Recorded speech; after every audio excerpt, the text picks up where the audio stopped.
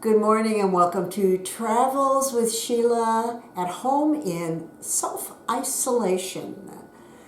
Going through all the old pics and trying to find things to do at home, I thought you may be interested in three different, shall we call them vid pics, of trips that we took BC before camcorder.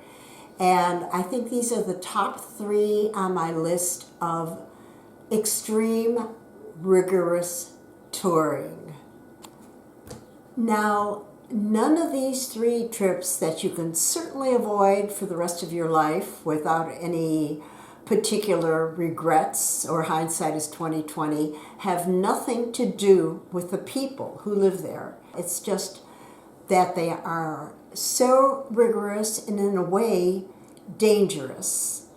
And at least two of them are on the list right now that most governments say to avoid. They're either level 4 or a level 5 as far as terrorism and them not being safe.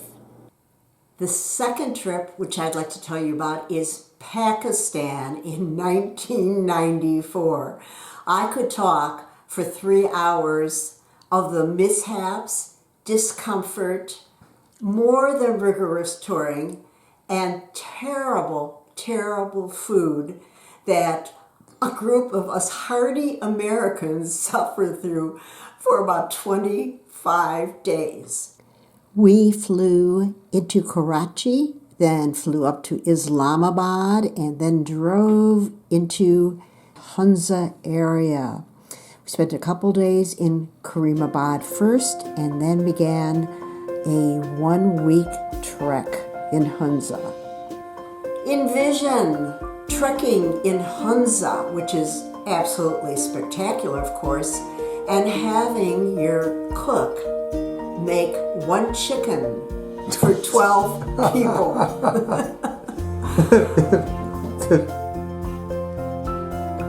Envision hiking up to 15,000 feet and it being so hot. It was a brutal summer in Pakistan. It was high up in the hundreds Fahrenheit, and we would begin at 4 o'clock in the morning and reach our high point at, let's say, 10 o'clock and look for a rock to climb under and shield ourselves from the sun, because there are no trees or any place to seek shelter at that altitude. After we came off trek, we began the 9-day excruciating Jeep safari through Chitral and Swat, otherwise known as the dangerous Northwest Frontiers. Envision jeeping over non-existent roads and even over like a swinging bridge.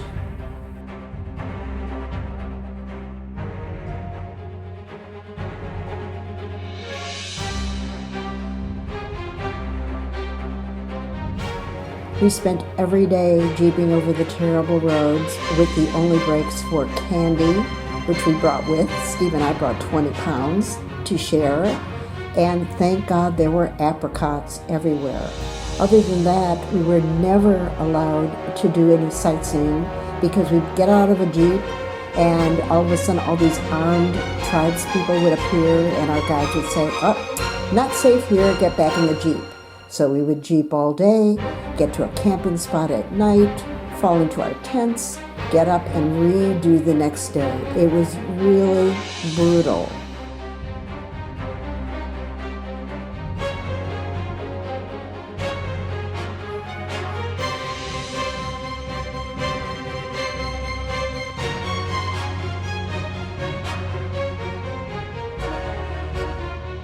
I personally celebrated the end of this god-awful trip by getting deathly sick in a field on the way from Peshawar back to Islamabad. Semis on the highways stopped, and shepherds. They all ran over to watch. they're probably still telling the story about the American who was deathly sick along a road. I could go on and on. Suffice it to say that this is one trip. It was unexploratory, that the tour operator never ran again. The best thing about the Pakistan trip was we are still friends with our trip doctor. This is how rigorous it was that they had to send a doctor along with the group. Dear Margie and Art, for all these years and to this day, we sit and we just roar hysterically over our challenges in Pakistan. And this is ridiculous. Souvenir number 2 from Pakistan. I came home with 3 different ones. I've got all these little jiggly things sewn on it, which I have no idea what they mean, but a fun souvenir. Well, what the heck? You only live once.